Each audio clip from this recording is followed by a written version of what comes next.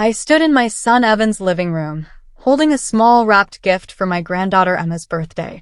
My hands trembled slightly as I watched him exchange glances with his wife Madison.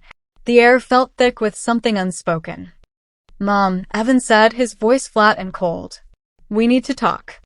I smiled nervously, setting the gift on their marble coffee table. "Of course, sweetheart. What's on your mind?" Madison crossed her arms, her perfectly manicured nails tapping against her designer blouse. She stood behind Evan like a shadow, her lips pressed into a thin line. Evan took a deep breath. "We've been discussing this for a while now. Madison and we think it's time we establish some boundaries." My heart started racing. "Boundaries? I don't understand." He couldn't meet my eyes. "You're no longer needed in our lives, Mom. We're doing fine on our own. We don't need your constant interference anymore." The words hit me like a physical blow. My vision blurred at the edges. I looked past him to Madison, who wore the faintest smirk on her lips. "Evan, I'm your mother. I just want to help." "We don't need your help," he interrupted firmly. "Please respect our decision." The door slammed behind me with a finality that echoed through my chest. I stood on their pristine porch, staring at the closed door, half expecting Evan to open it and say he was joking. He didn't. My legs felt weak as I walked to my car. I fumbled with my keys, dropping them twice before managing to unlock the door. Once inside, I gripped the steering wheel and let the tears come. 27 years of motherhood, and this was how it ended? Standing on a porch like an unwanted stranger?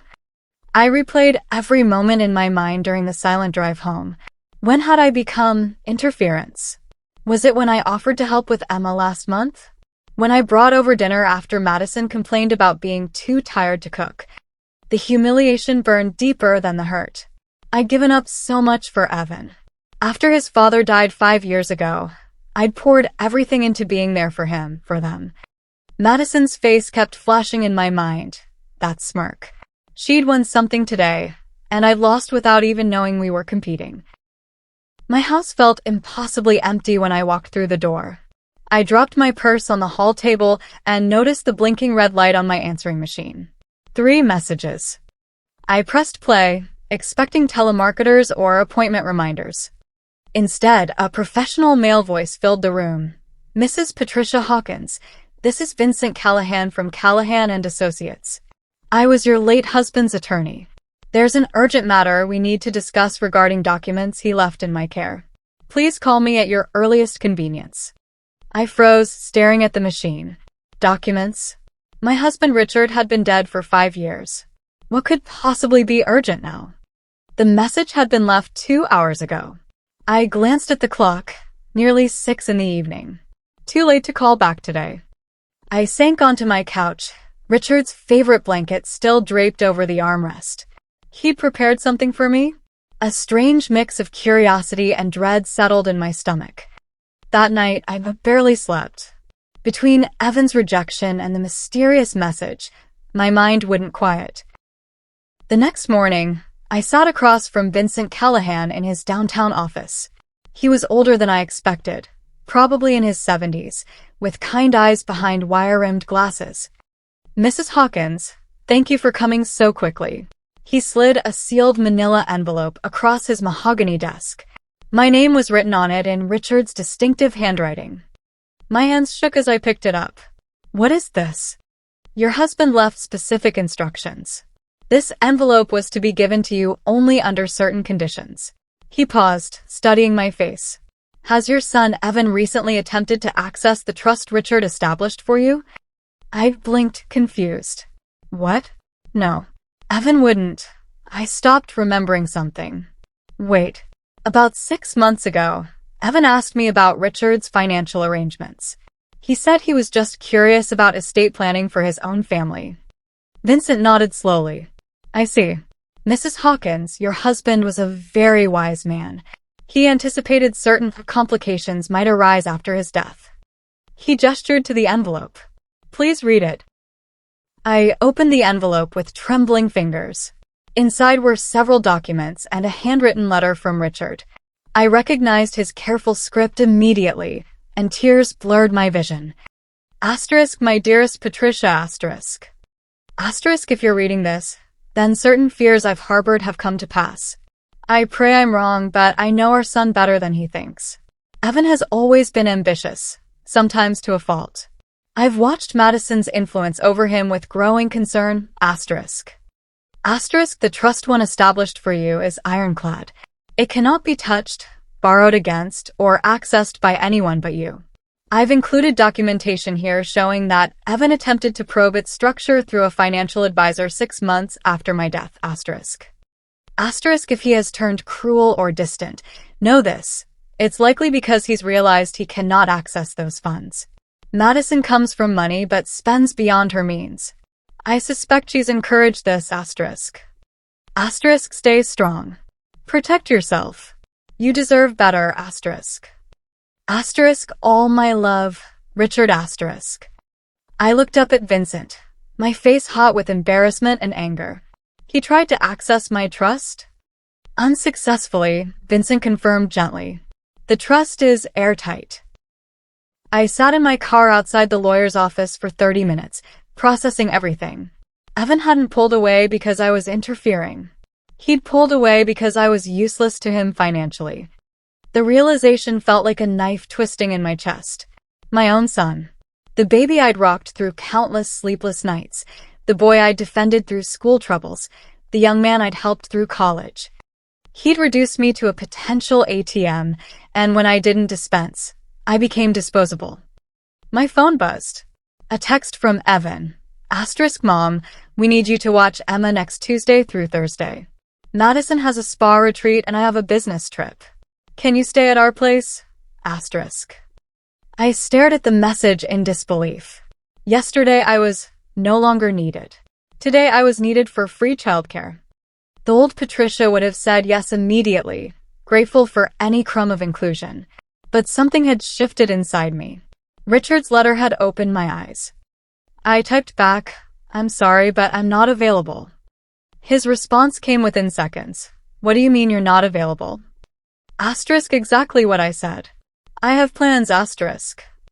3 dots appeared, disappeared, appeared again. Finally, asterisk, seriously. Evan called 30 seconds later. I let it ring. He called again. And again. On the 4th call, I answered. Hello, Evan. Mom, what's going on? Why are you acting like this? His tone was sharp, accusatory. I'm simply unavailable to babysit next week. Surely you and Madison can make other arrangements. We can't just make other arrangements. Childcare is expensive, and you've always been happy to help. I took a deep breath, choosing my words carefully. You told me yesterday that I'm no longer needed in your life. I'm respecting that boundary. Silence. Then his voice dropped dangerously low. You're really going to punish Emma because you got your feelings hurt? The manipulation was so blatant it almost made me laugh. I'm not punishing anyone. I'm unavailable. That's all. You know what, Mom? You'll regret this. Don't come crying to us when you're lonely and realize you've pushed away your only family. The line went dead before I could respond. I sat there, phone in hand, and felt something unexpected, relief. For the first time in years, I'd set a boundary and held it. That weekend, I did something I hadn't done in decades.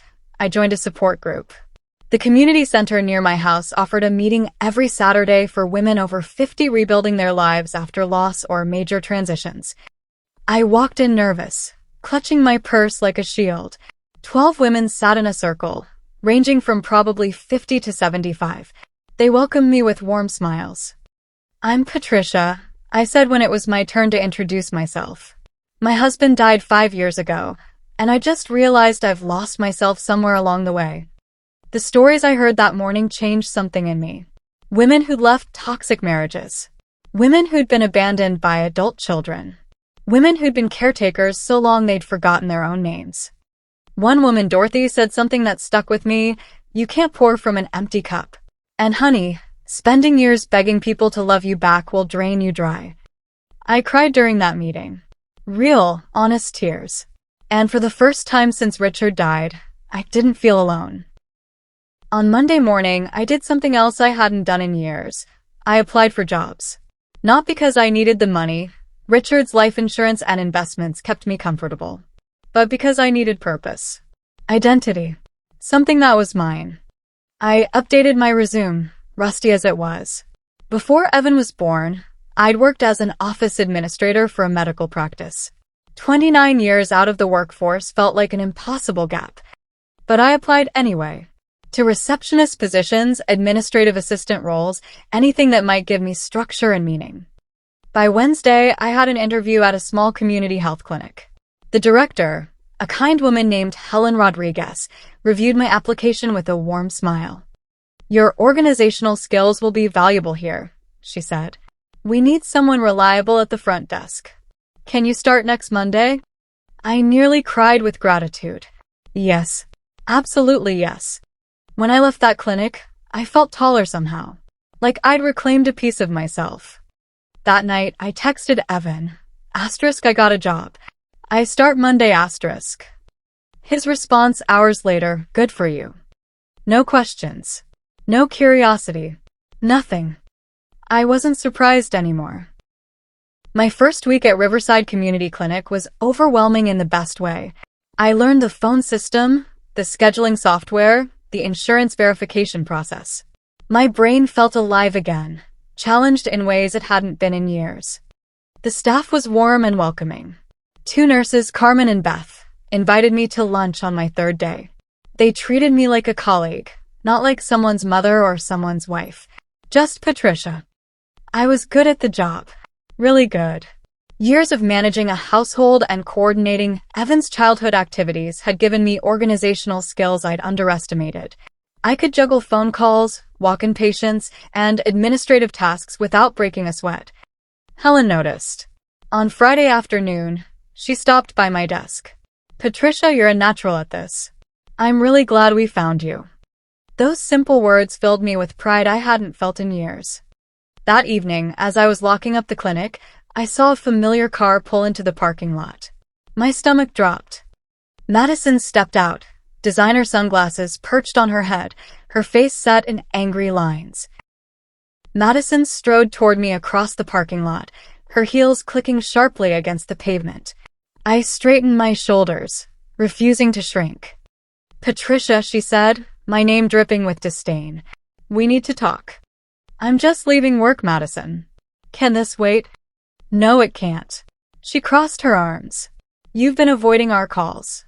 You refused to help with Emma. Now I hear you've taken some little job instead of being available for your granddaughter."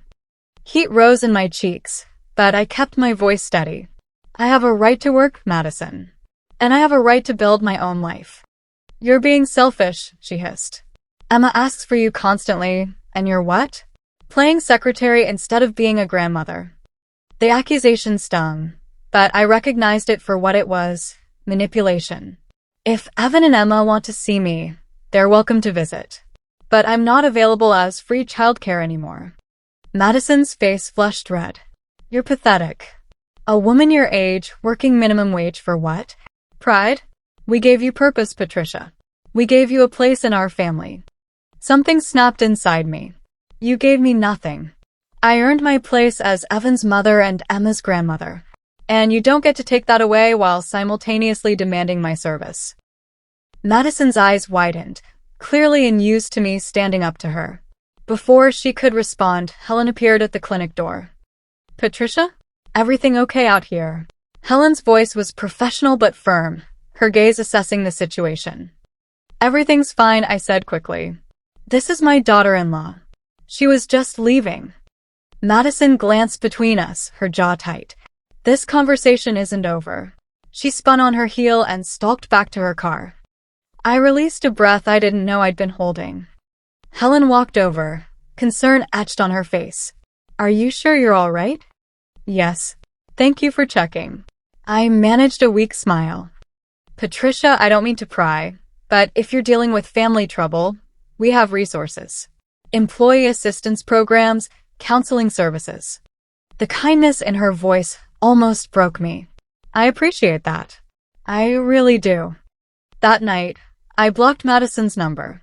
Then, after a moment's hesitation, I blocked Evan's too. If they wanted to reach me, They could come to my door like adults.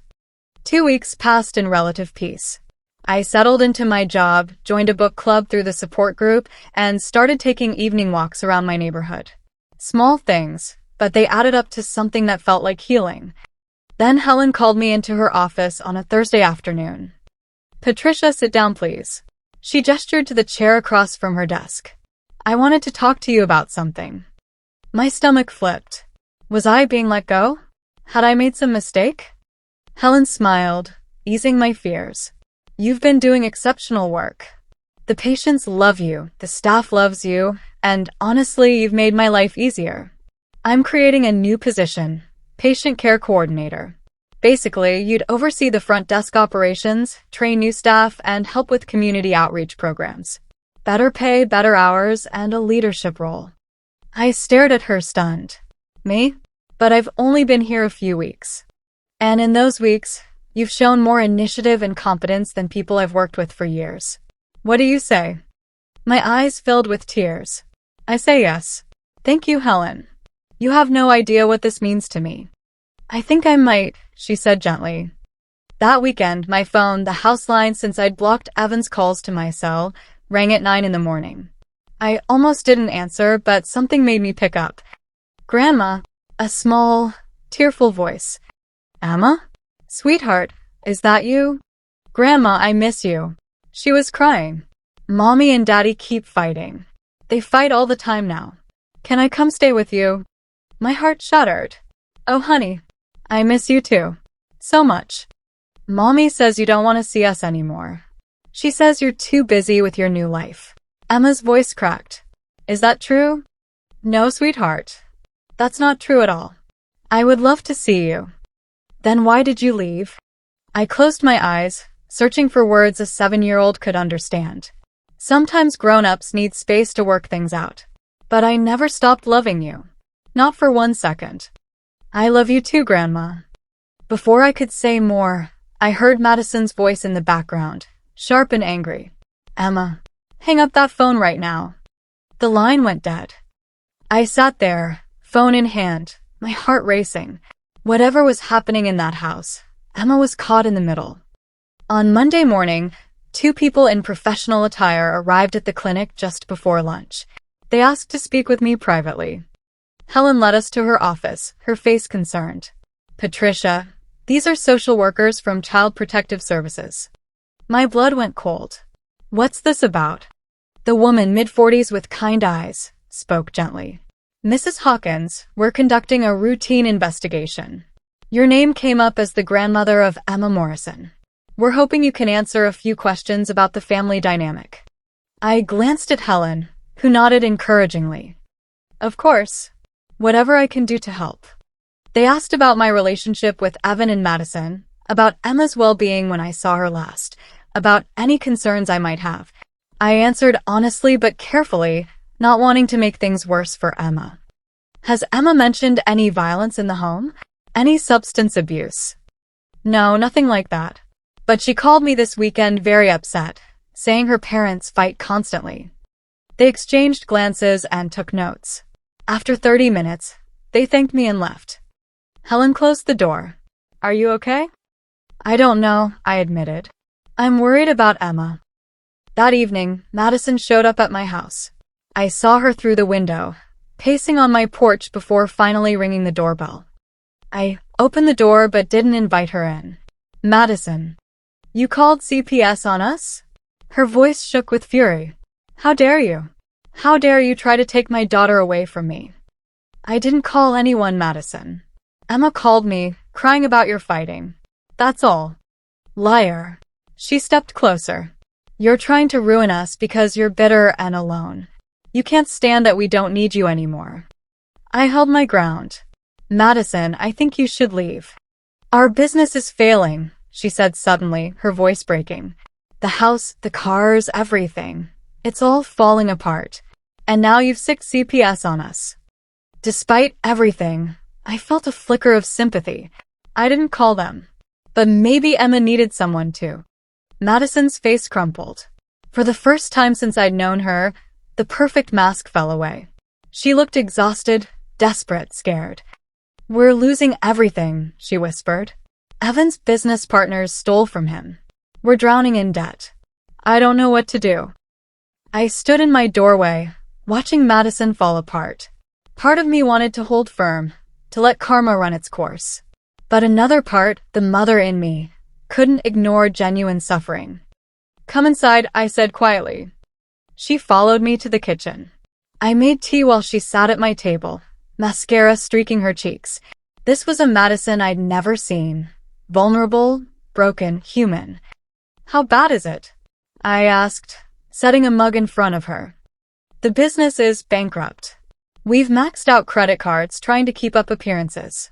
The bank is threatening foreclosure. She stared into her tea. I thought if we looked successful, we could fake it until we made it. But we just dug deeper. Does Evan know how bad it is? He knows. He's been trying to find investors, but no one will touch us. She looked up at me, her eyes red and swollen. He wanted to ask you for money. From your trust. There it was. The truth, finally. I can't give you money, Madison. Her face hardened. I knew it. You're going to watch us lose everything. I didn't say that.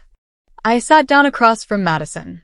I can't give you money because enabling this pattern won't help anyone. But I can help in other ways. She looked at me skeptically. Like what? Information. Resources. I've learned a lot about financial recovery through my support group. There are bankruptcy attorneys who offer free consultations, credit counseling services, programs to help people rebuild. I slid a notepad across the table. I'll write down everything I know. But Madison, you and Evan have to do the work. You have to be willing to change how you live.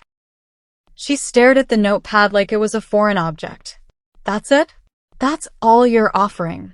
I'm offering what will actually help in the long run. Money would just be a band-aid. You need surgery. Madison's jaw clenched. Evan won't accept this.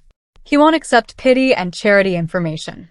Then Evan will have to hit bottom before he's ready to climb back up. I met her eyes. I survived losing my husband and rebuilding my entire identity. You can survive this too. But not by taking shortcuts or manipulating people. She stood abruptly. You're going to regret not helping us when you had the chance after she left. I sat alone in my kitchen for a long time.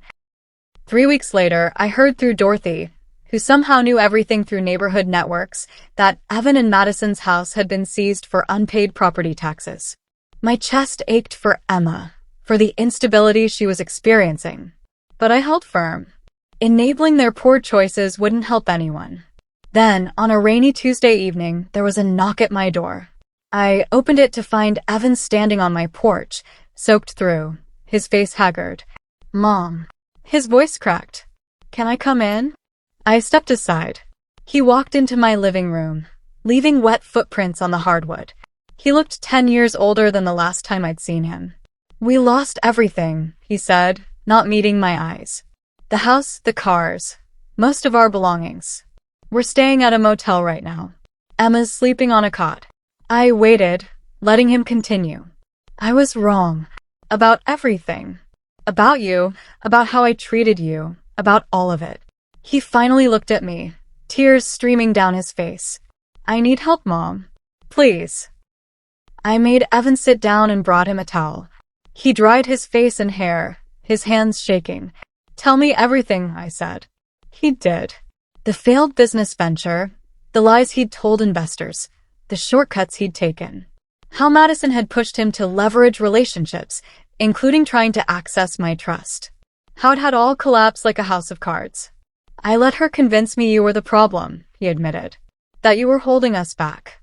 I see now how stupid that was. What do you need from me, Evan? Can we stay here? Just temporarily, until I find work and get back on my feet. Emma needs stability. Madison. He hesitated. Madison left. She said she can't live like this. My heart broke for Emma, abandoned by her mother. Where is Emma now? Still at the motel. I didn't want to bring her until I knew if you'd even talk to me. I took a deep breath. You and Emma can stay here. But there are conditions. His head snapped up. Anything. You respect this house. You help with chores. You actively look for work. Any honest work. You attend financial counseling. And you treat me with respect. Evan agreed immediately, desperately. That night, we drove to the motel together. Emma's face when she saw me could have powered a city. Pure joy and relief. Grandma. She launched herself into my arms. Hi, sweetheart. Ready to come stay with me for a while? She nodded against my shoulder, holding tight. We gathered their few belongings, 3 suitcases and some garbage bags full of clothes, and loaded them into my car. Emma fell asleep in the back seat on the drive home, exhausted from weeks of chaos. That first week was an adjustment. Evan took my spare bedroom. Emma got the guest room I'd set up years ago for her visits. I established routines. Breakfast together, bedtime for Emma at 8, shared cleanup after meals. Evan followed the rules without complaint. He applied for jobs daily, attended a financial literacy workshop I found through the community center, and slowly started participating in family life again. One evening, while Emma colored at the kitchen table, Evan asked quietly, "How did you do it, Mom?" After Dad died, when everything felt impossible. I thought about his question carefully. I learned that sometimes love means letting go, not of the person, but of the version of them you want them to be. Evan frowned. What do you mean? For years after your father died, I clung to you and Emma because I was afraid of being alone. I tried to be indispensable so you'd need me.